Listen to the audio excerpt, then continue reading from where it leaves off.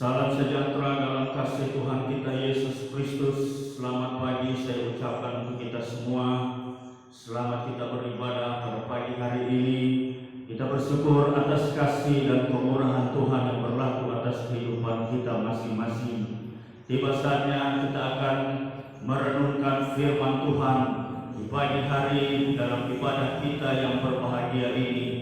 Kebenaran firman Tuhan yang menjadi pokok renungan kita bersama pada pagi hari ini terdapat di dalam kitab Injil Matius pasalnya yang ke-24.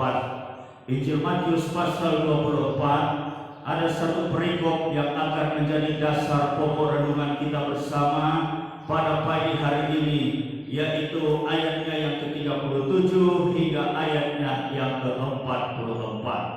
Injil Matius pasal 24 ayat 37 hingga ayat 34. Saya bacakan firman Tuhan ini untuk kita sekalian. Dengarkan firman Tuhan yang berkata sebagai berikut. Sebab sebagaimana halnya pada zaman Nuh, demikian pula halnya kelak pada kedatangan Anak Manusia. Sebab sebagaimana mereka pada zaman sebelum air bah itu makan dan minum, kawin dan mengawinkan, sampai kepada hari Nuh masuk ke dalam bahtera, dan mereka tidak tahu akan sesuatu sebelum air bah itu datang dan melenyapkan mereka semua. Demikian pula lah halnya kelak pada kedatangan Anak Manusia.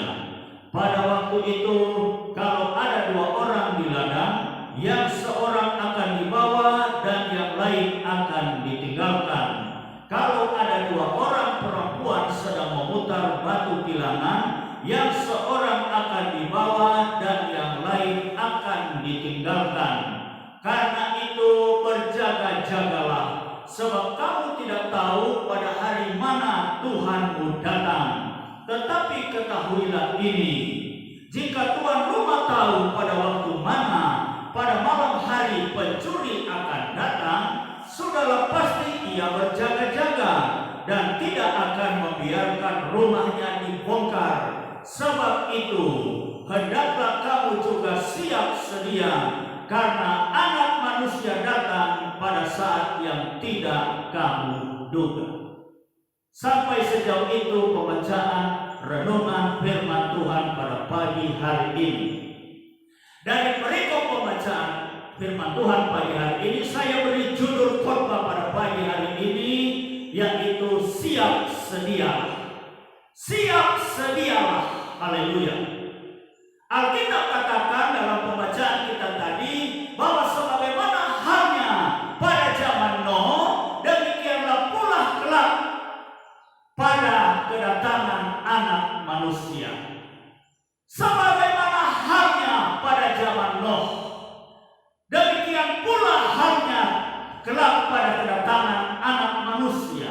Alkitab sudah mencatat. Haleluya. Lalu dalam hal apakah hal yang dimaksud? Sebagaimana pada zaman Nuh, demikian pula pada kelak pada kedatangan Anak Manusia. Dalam hal yang bagaimanakah? Ayat jawabannya ada di ayat yang berikutnya, ayatnya yang ke-48. Firman Tuhan saya bacakan sekali lagi. Sebab sebagaimana mereka pada zaman sebelum air bah itu makan dan minum, kawin dan mengawinkan, sampai kepada hari Nuh masuk ke dalam bahtera. Sebab sebagaimana mereka pada zaman sebelum air bah, zaman sebelum air bah, ada sebuah tenggang waktu yang cukup panjang. Walaupun tidak dicatat secara pasti oleh Alkitab berapa lama waktu, tenggang waktu, zaman yang telah berlangsung itu sebelum tiba air bah. Ada satu tenggang waktu yang tidak dicatat berapa lama tenggang waktu itu ke zaman itu sebelum air bah itu tiba. Ada satu rentan waktu yang tidak dicatat secara rinci, seberapa jauh, seberapa panjang, seberapa lama rentan waktu itu yang sudah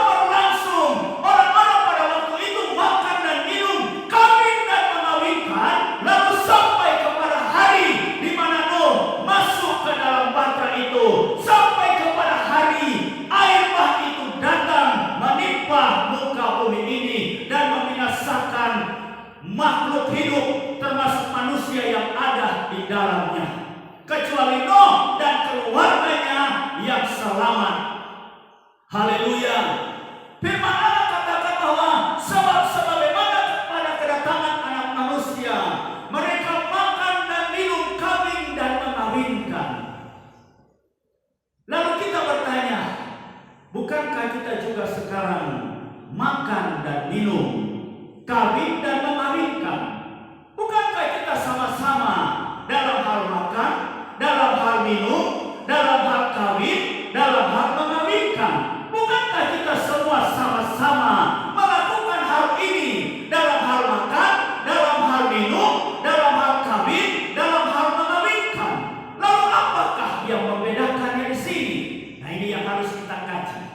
Ini yang harus kita dalami bersama. Apakah yang membedakannya di sini? Dalam soal makan, dalam soal minum, dalam soal kawin, dan soal mengawinkan. Jawabannya ada hubungannya dengan ayat selanjutnya. Dia punya korelasi dengan ayat yang selanjutnya. Mari kita lihat ayat selanjutnya, ayatnya yang ke-39. Ayat 39 dia berkata begini, dan mereka tidak tahu akan sesuatu. Tidak tahu akan sesuatu. Apakah yang dimaksud dengan sesuatu itu? Itulah air bah. Itulah penghukuman. Itulah murka Allah yang sedang menanti. Orang-orang pada zaman Nuh tidak tahu akan sesuatu. Tidak tahu bahwa akan datang air bah dan akan membinasakan segenap isi bumi pada waktu itu. Orang-orang tidak tahu kecuali hanya Nuh saja, dan dia beritahu kepada keluarganya, kepada istri, kepada anak-anaknya, dan istri anak-anaknya. Haleluya. Karena mereka tidak tahu akan sesuatu. Nah, inilah yang membedakan. Cara makan mereka, cara minum, cara kawin dan mengawinkan, inilah yang membedakan. Sama dengan kita sekarang. Betul kita makan, betul kita minum, tapi beda dengan orang yang tahu akan sesuatu, tahu bahwa akan datang kembali pada kali yang kedua, anak manusia. Yang dimaksud dengan anak manusia adalah Tuhan Yesus Kristus. Dia akan datang kembali pada kali yang kedua untuk menghakimi orang yang hidup dan yang mati. Dan kalau dia sudah datang kembali, itu berarti penghukuman yang akan menimpa isi dunia ini. Dia akan datang kembali pada kali yang kedua. Dan kalau kita tahu, berarti kita percaya.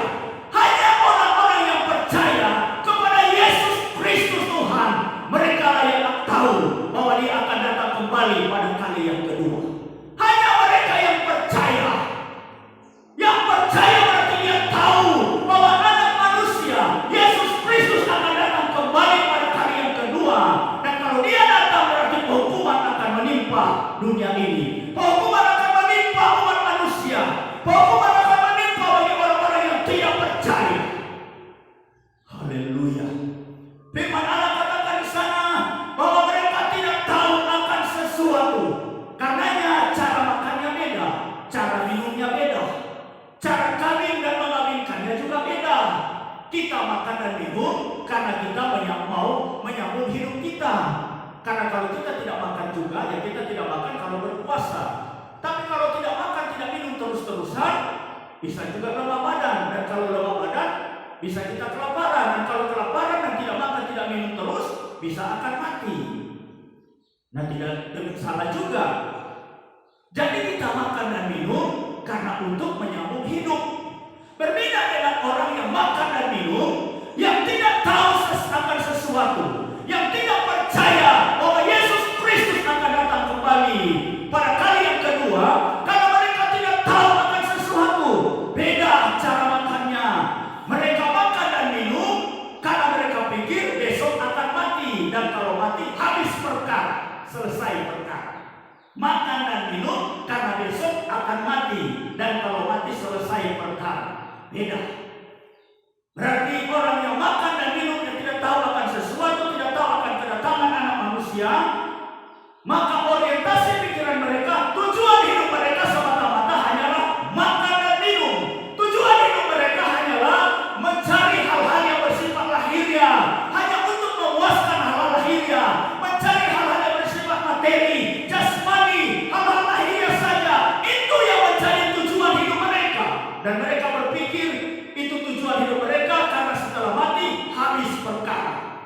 Beda dengan orang yang mengetahui, percaya bahwa akan datang kembali. Yesus Kristus Tuhan akan datang kembali. Beda cara makannya, cara minumnya juga.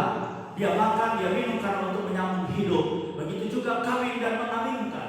Kawin dan mengawinkan di sini berdasarkan firman Allah. Firman Allah katakan dalam kitab Kejadian, beranak cuculah kamu, bertambah banyaklah, penuhilah bumi dan taklukkanlah semuanya itu.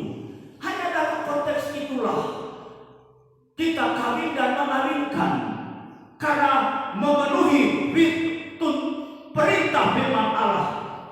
Beranak cuculah, bertambah banyaklah, penuhilah bumi dan taklukkanlah semuanya itu.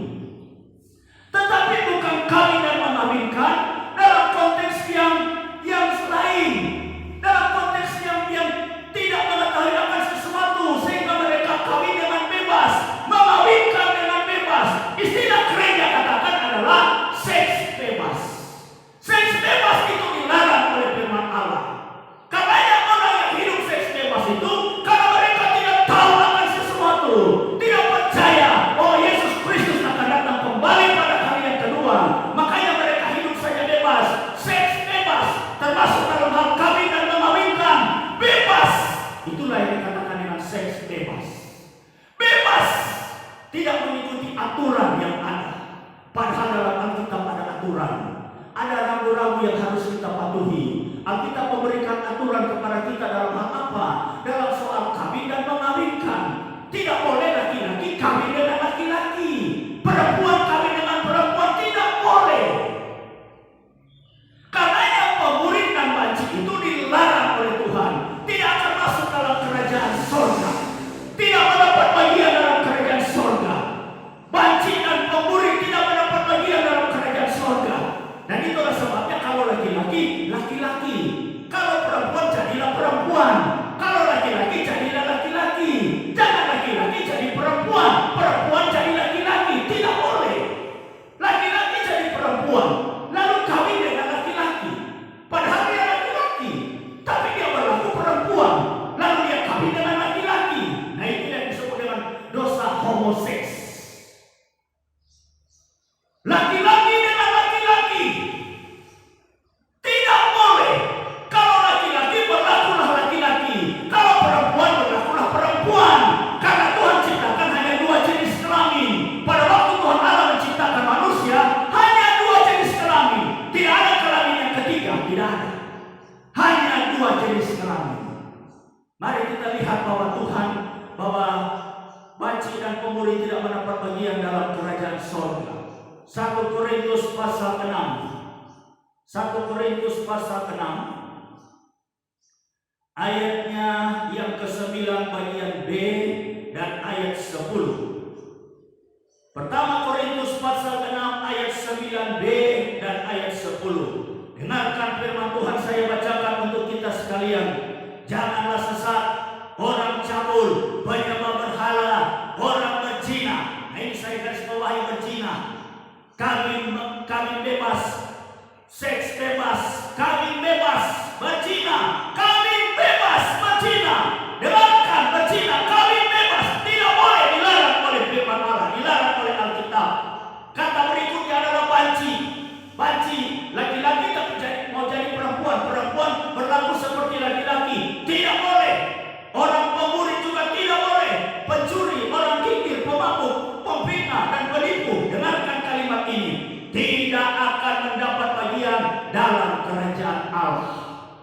Jangan harap Anda dapat bagian dalam kerajaan Allah. Alkitab yang mengatakannya, bukan saya.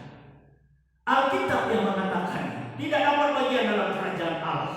Karenanya kalau laki-laki berlakulah seperti laki-laki, kalau perempuan berlakulah seperti perempuan. Karena kau diciptakan sebagai laki-laki dan sebagai perempuan. Makanya tidak boleh laki-laki berlaku perempuan lalu kawin dengan laki-laki. Padahal dia laki-laki, dia berlaku seperti perempuan, kawin dengan laki-laki. Begitu juga sebaliknya, perempuan dia berlaku seperti laki-laki lalu kawin dengan perempuan. Tidak boleh. Itu kekejian di hadapan Tuhan. Mari saya bacakan lagi dalam kitab Imamat pasalnya yang ke-20. Dengarkan firman Tuhan. Imamat pasal 20. Kita lihat satu ayat di sana, ayat 13. Imamat pasal 20 ayat 13. Bila seorang laki-laki tidur dengan laki-laki, secara orang bersetubuh dengan perempuan, jadi keduanya melakukan suatu kekejian. Berarti perbuatan itu adalah perbuatan kekejian di hadapan Tuhan. Pastilah mereka dihukum mati dan darah mereka tertimpa kepada mereka sendiri.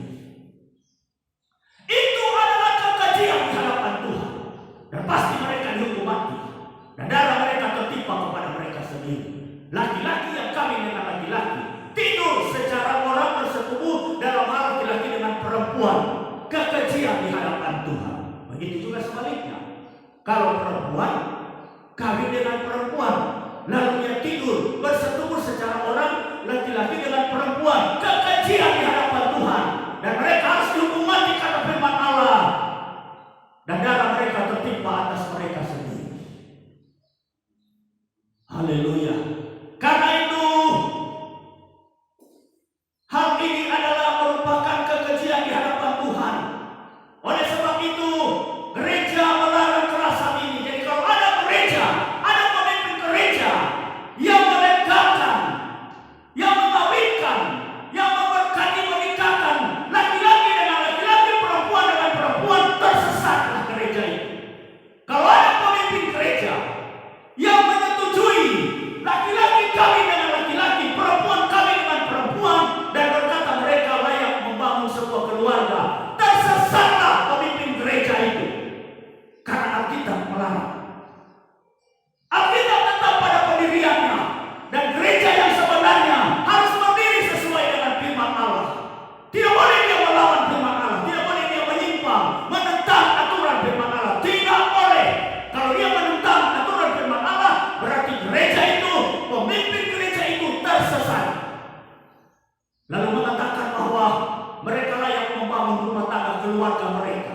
Laki-laki dengan laki-laki, mereka layak hidup dan membangun keluarga. Keluarga macam apa keluarga begitu? Laki-laki dengan laki-laki membangun keluarga. Bagaimana caranya mereka bisa melahirkan? Bagaimana caranya mereka bisa hamil dan melahirkan anak karena laki-laki dengan laki-laki. Begitu juga perempuan dengan perempuan. Hal yang tidak masuk di akal.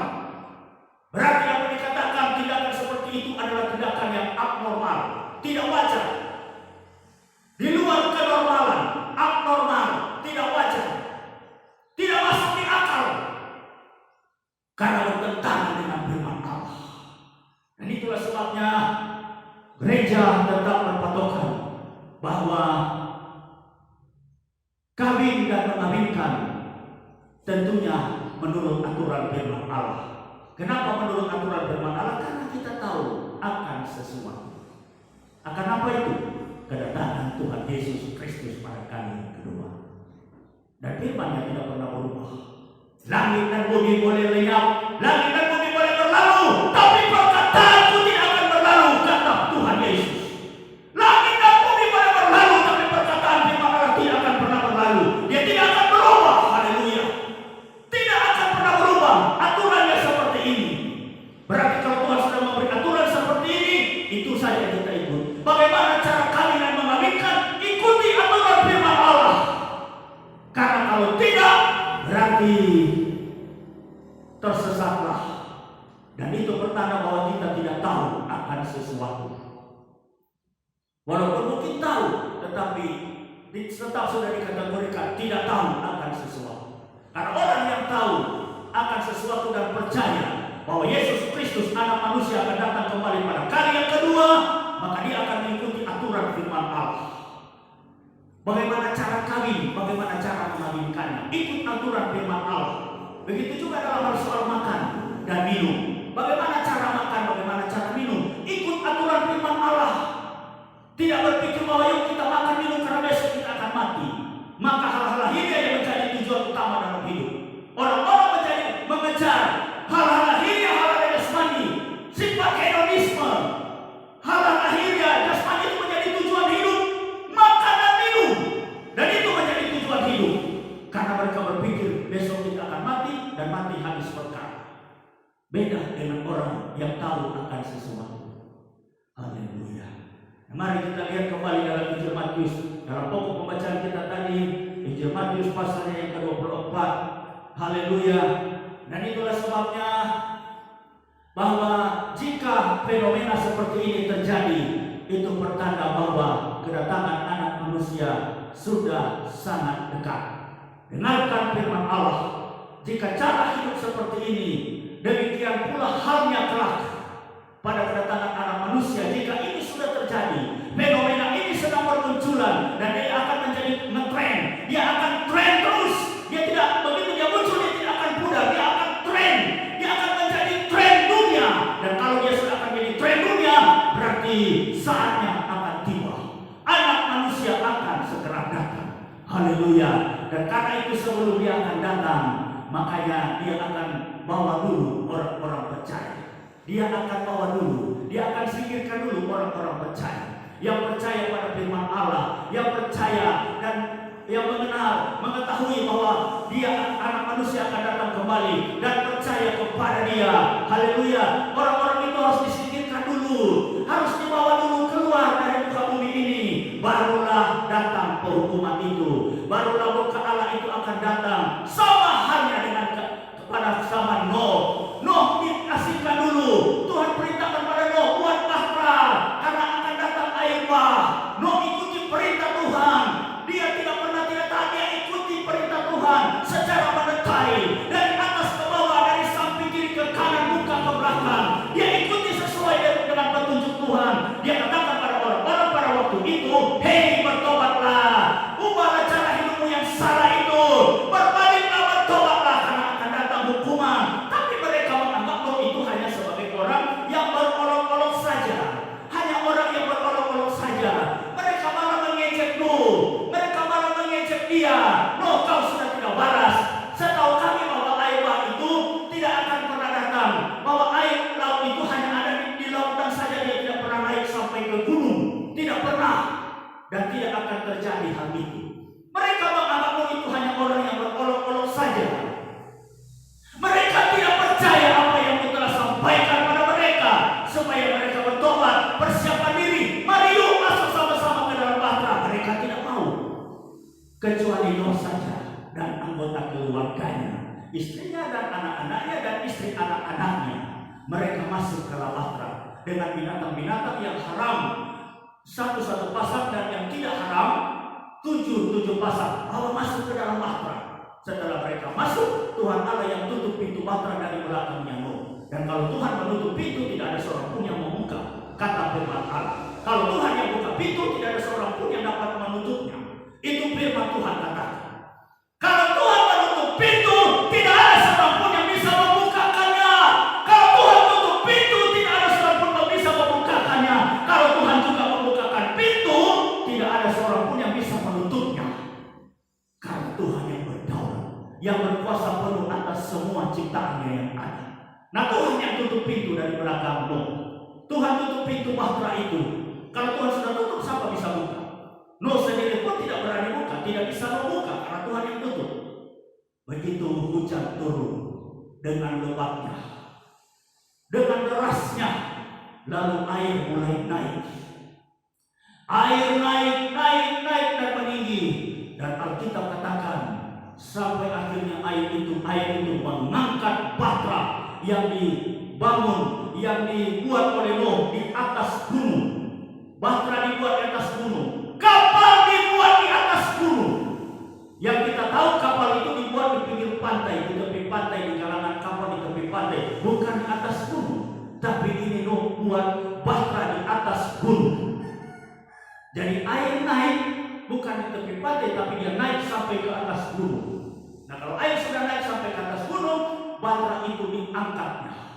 Berarti orang-orang yang ada di bawah, di lembah, di tepi pantai, yang ada di daratan, semua gunung ditutupi oleh air. Berarti semua orang pada waktu itu mati binasa oleh air bah pada waktu itu. Nuh saja yang selamat. Tuhan bawa dulu. Tuhan bawa dulu. Begitu juga dengan peristiwa Sodom dan Gomora. Pada peristiwa Lot, Tuhan bawa dulu Lot dan keluarganya. Bagaimana dosa Sodom dan Gomora? Mari kita lihat dulu dosa Sodom dan Gomora di dalam kitab Kejadian pasalnya yang ke-19.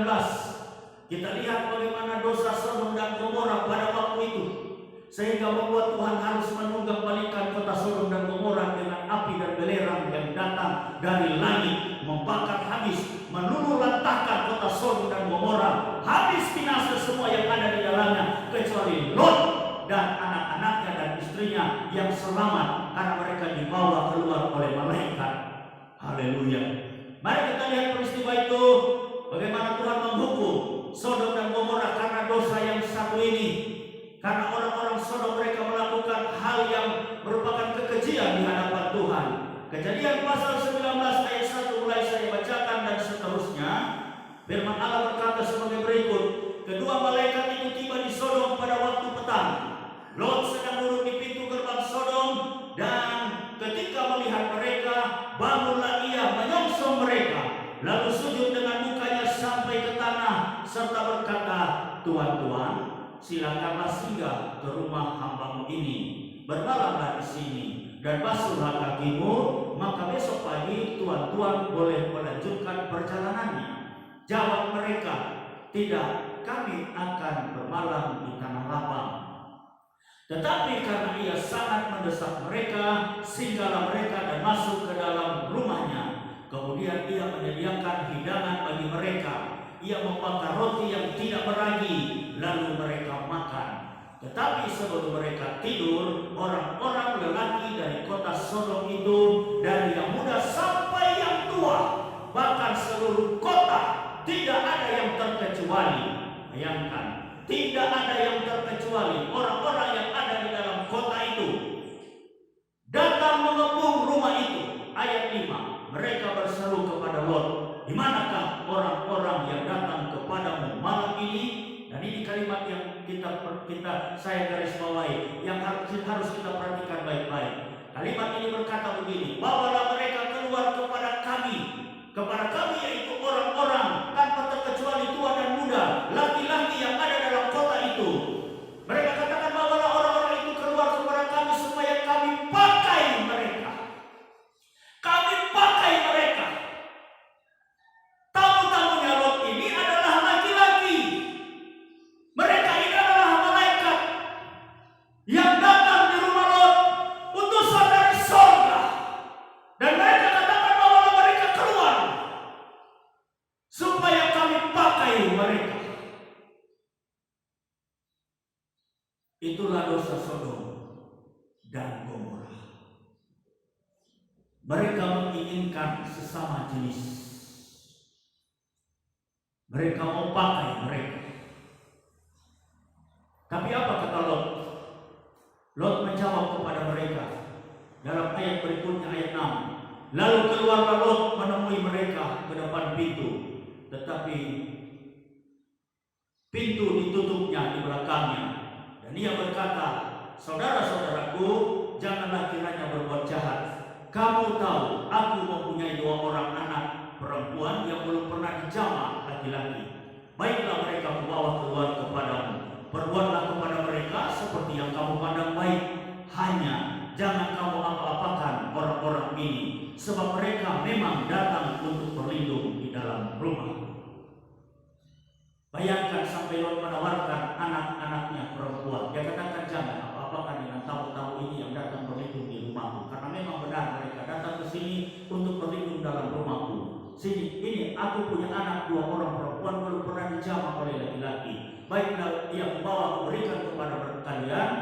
Biarlah kalian perbuat pada anak-anakku ini sesuai dengan apa yang kalian pandang baik. Tapi mereka tolak.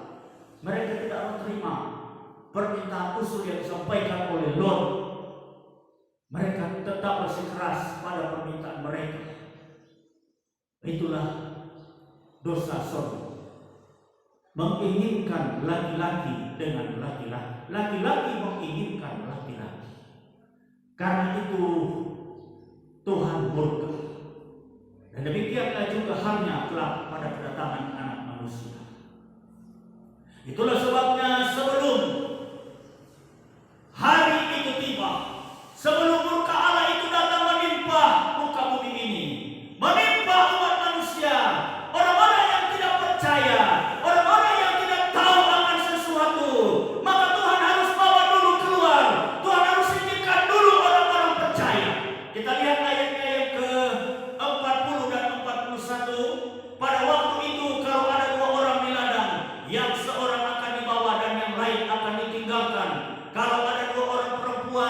sedang memutar batu bilangan, yang seorang akan dibawa dan yang lain akan ditinggalkan.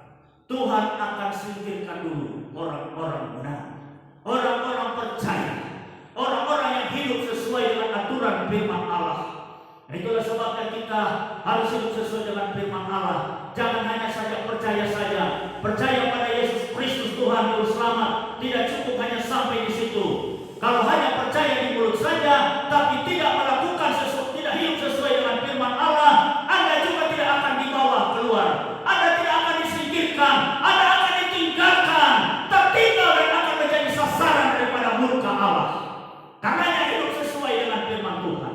Walaupun Anda adalah seorang yang percaya kepada Yesus Kristus, tapi kalau hanya percaya di bibir saja, hanya sebatas di mulut saja, kau percaya Tuhan Yesus Kristus, tapi hidupmu tidak hidup sesuai dengan aturan firman Allah, maka kau akan ditinggalkan.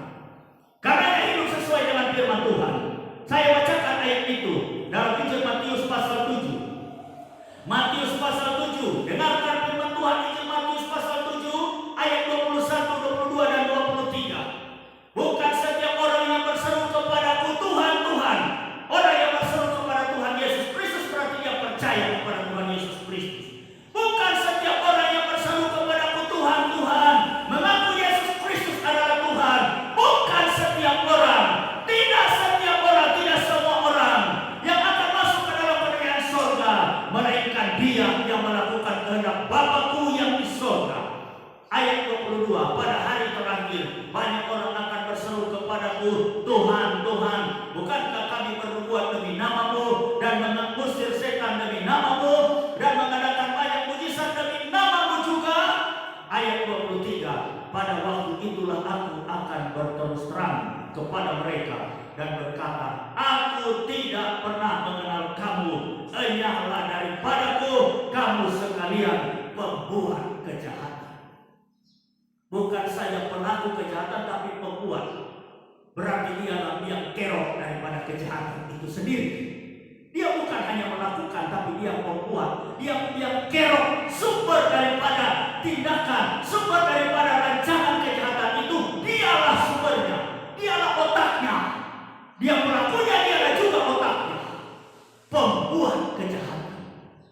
Walaupun kau berseru kepada Tuhan Yesus Kristus, tapi kalau kau menjadi pembuat kejahatan, tidak akan dibawa. Kau akan ditinggalkan. Dan ini adalah sebuah kepastian. Ini adalah sebuah kepastian karena ini adalah firman Allah. Tuhan Yesus sudah menubuatkan seorang akan dibawa, seorang yang lain akan tinggalkan. Kalau ada dua orang di ladang itu adalah pekerjaannya laki-laki, walaupun kita tahu juga ada perempuan yang bekerja di ladang. Tapi dua jenis pekerjaan ini menunjukkan bahwa perempuan dan laki-laki lengkaplah sudah, karena hanya dua jenis kelamin yang Tuhan ciptakan di muka bumi ini, laki-laki dan perempuan. Lalu di ayat berikutnya, ayat 41, kalau ada dua orang perempuan sedang memutar batu bilangan, yang seorang akan dibawa, yang lain tinggal. Haleluya. Dan yang akan dibawa itulah yang tahu akan sesuatu dan percaya dan hidup sesuai dengan firman Allah. Dan yang tinggal itu, walaupun dia berseru Tuhan, Tuhan, tapi dia menjadi pembuat kejahatan, dia tidak melakukan kehendak Bapa di surga, dia tinggal. Haleluya. Karena itu siap sedialah kita semua. Karena kita melihat situasi dunia saat ini sudah menunjukkan bahwa saat penghukuman, kedatangan anak manusia itu sudah sangat dekat. Kita kembali lagi dalam pembacaan kita tadi, Injil Matius pasal yang ke-24 ayat 42 sekarang. Karena itu berjaga-jagalah, sebab kamu tidak tahu pada hari mana Tuhan datang. Walaupun demikian, walaupun fenomena-fenomena ini sudah muncul di depan mata kita sudah mendengar kabar-kabar seperti ini. Soal makan, minum, kawin dan mengawinkan, kita sudah dengar ada hal-hal yang kontradiksi dengan aturan firman Allah dalam hal kawin dan mengawinkan ini. Walaupun kita sudah mendengar itu, tapi kita tidak tahu kapan saatnya bahwa Tuhan akan datang kembali pada kali yang kedua. Kita tidak tahu kapan saatnya. Ibaratnya seperti seorang pencuri yang hendak membongkar rumah, hendak mengambil barang-barang dalam salah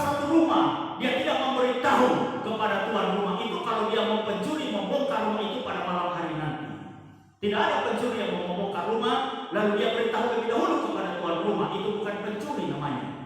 Pencuri itu dia datang secara diam-diam, dia tidak memberitahu, karena dia tujuannya untuk membongkar rumah itu. Ada barang-barang berharga yang menjadi sasarannya, menjadi incarannya, dan dia akan ambil itu dengan cara sembunyi, karena dia tidak memberitahu. Karena itu Tuhan katakan kita juga tidak tahu kapan saatnya Tuhan akan datang, kapan saatnya anak manusia itu akan datang. Walaupun fenomena-fenomena ini sedang terjadi di muka bumi ini, tapi kita tidak tahu. Tapi yang jelas bahwa tanda-tanda ini sudah menunjukkan bahwa kedatangannya sudah sangat dekat, sudah di ambang pintu. Haleluya! Itulah sebabnya apa yang Tuhan katakan pada kita, siap sedialah kamu. Nah, itulah judul khotbah pada pagi hari ini. Siap sedialah, karena saat penyelamatanmu sudah sangat dekat. Siap sedialah. Haleluya. Ayat nomor 23, tetapi ketahuilah ini, jika tuan rumah tahu pada waktu mana, pada malam hari pencuri akan datang, saudara pasti dia berjaga-jaga dan tidak akan membiarkan rumahnya dibongkar. Tapi pada kenyataannya kan tidak ada pencuri yang memberitahu. Nah, karena pencuri tidak memberitahu, makanya tuan rumah itu harus siap sedia, jaga baik-baik rumah. Tapi yang dia jaga di sini adalah barang-barang. Kita bukan disuruh jaga barang, bukan barang yang kita harus jaga, bukan barang-barang yang ada dalam rumah, bukan itu yang Tuhan suruh jaga pada kita. Lalu apa yang kita jaga? Kehidupan rohani kita, kehidupan rohani saya dan saudara. Bagaimana sikap kita, bagaimana perilaku kita, bagaimana iman kita kepada Tuhan. Haleluya! Bagaimana penurutan kita terhadap firman Allah. Itulah yang harus kita jaga, kita periksa baik-baik, kita evaluasi dari hari ke hari, kita perbaiki, kita mantapkan. Haleluya! Supaya pada saat dia datang, pada saat hari itu kita disingkirkan, kita akan dibawa dan supaya tidak mengalami penghukuman murka Allah yang akan menimpa umat manusia, yang akan menimpa bumi ini. Haleluya! Kita dibawa, kita disingkirkan, kita ditarik, kita dibawa oleh Tuhan supaya kita tidak mengalami murka Allah itu. Dan Tuhan tidak ingin kita ditimpa dengan murka. Haleluya! Dan karena itu kita berjaga-jagalah. Sama seperti tuan rumah, dia jaga, dia pastikan bagaimana bagian depan, pintu-pintunya, jendelanya, bagaimana di bagian belakang, dindingnya, samping kiri kanan, buka belakang, atas bawah, dia jaga. Jangan sampai pencuri itu datang, dia buka terowongan, dia menyelusup dalam tanah, dia buka terowongan, dia masuk, dia keluar, dia buka terowongan dan tembus di dalam kamar, di lantai kamar dia masuk ke situ. Dia harus jaga di semua sudut, di semua sisi. Dia harus pastikan bahwa semua dalam kondisi terkendali, dalam kondisi yang dijaga, dalam kondisi yang diketahui, yang diwaspadai, yang harus diawasi setiap saat. Di semua sisi dia harus mengawasi. Jangan sampai dia bolong di bagian pintu atau di bagian plafon, bagian atap. Dia lompat dari atas dan dia jatuh ke dalam. Dia turun terjun ke dalam rumah. Dia masuk ke dalam. Pencuri itu masuk ke dalam dari atap. Dia harus jaga. Tuan rumah itu harus jaga. Sedemikian rupa dia harus jaga ketat. Semua sisi dia harus jaga. Begitu juga dengan hidup kita.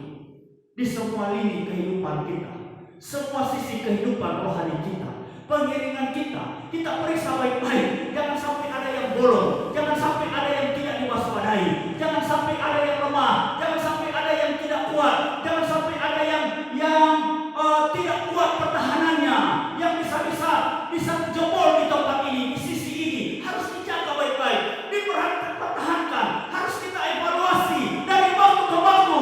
Kita harus evaluasi sedemikian rupa. Haleluya! Karena ini berbicara rumah. Rumah itu ada beberapa sisi. Ada sisi kiri, kanan, atas, bawah, muka, belakang.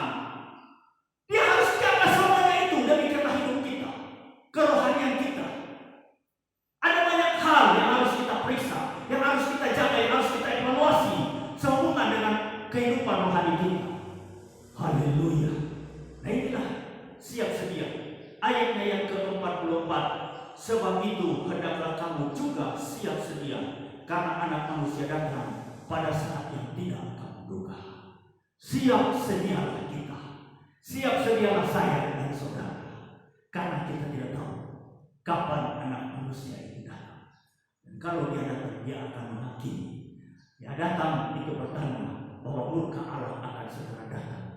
Murka Allah, penghukuman Allah akan datang menimpa dunia ini, menimpa umat manusia. Tapi bagi orang yang percaya, yang siap sedia, tidak usah takut, karena mereka sudah disingkirkan lebih dahulu, di bawah terlebih dahulu, disingkirkan supaya tidak menimpa murka itu. Sama dengan Nuh, sama persis dengan halnya pada zaman Nuh. Nuh diselamatkan dalam batra, begitu juga orang-orang percaya. Mereka di bawah dulu, di bawah. Jelas Alkitab katakan di bawah dulu. Yang lain di bawah, yang selain tinggal. Yang satu di bawah, yang lain tinggal. Dua orang perempuan memutar batu kilangan, yang satu di bawah, yang lain tinggal. Ini semua fakta, dan ini adalah semua kepastian yang akan terjadi nanti kelak pada hari kedatangan Anak Manusia. Karena itu siap sedialah. Haleluya, siap sedialah. Karena kita tidak tahu kapan saatnya Anak Manusia itu datang. Siap sedialah. Amin. Demikianlah firman Tuhan. Kita tutup Alkitab kita masing-masing. Kita berdoa sesudah kita dengarkan kebenaran firman Tuhan. Haleluya. Terima kasih Bapa di sorga, kami bersyukur kepadamu pagi hari yang indah ini. Kami boleh dengar firman-Mu. Kami bersyukur kalau kami ada dalam rumah-Mu, karena dalam rumah-Mu kami bisa dengar firman-Mu. Dalam bait-Mu yang kudus kami datang memuji dan menyembah-Mu. Kami membawa hidup kami Tuhan. Kami memeriksa, mengevaluasi kehidupan kami dari hari ke hari. Kami harus siap sedia. Demikianlah anjuran firman-Mu pada pagi hari ini. Siap sedialah, karena keselamatan kami sudah dekat. Keselamatan kami sudah sangat dekat. Siap sedialah kami. Haleluya. Itulah sebabnya kami bersyukur buat firman-Mu yang telah datang bagi kami pada pagi hari ini. Setiap waktu kami harus siap sedia, karena kami tidak tahu kedatangan Anak Manusia pada saat yang tidak kami duga, pada waktu dan saat yang tidak kami sangkakan. Kami tidak mengetahui, dan kami tidak dapat menduga kapan saatnya. Tidak ada seorang pun yang tahu dengan pasti, tetapi kami percaya bahwa Engkau pasti akan datang kembali pada kali yang kedua. Dan karena kami mengetahui bahwa Engkau akan datang kembali pada kali yang kedua, karena itu kami hidup sesuai dengan kehendak-Mu. Bagaimana cara makan, cara minum, cara kami yang mengawinkan, kami harus hidup sesuai dengan aturan firman Allah. Tidak seperti orang-orang yang tidak tahu akan sesuatu. Seperti halnya kelak pada zaman Nuh, demikian juga kelak pada zaman kedatangan Anak Manusia. Haleluya. Ada banyak orang yang tidak tahu akan sesuatu, tapi kami tahu akan sesuatu dan kami percaya. Karena itu kami siap sedialah dalam setiap saat, karena Engkau akan datang kembali pada saat yang tidak kami duga. Tapi kami percaya bahwa Engkau akan datang kembali. Haleluya. Terima kasih Tuhan. Terima kasih buat firman-Mu. Kami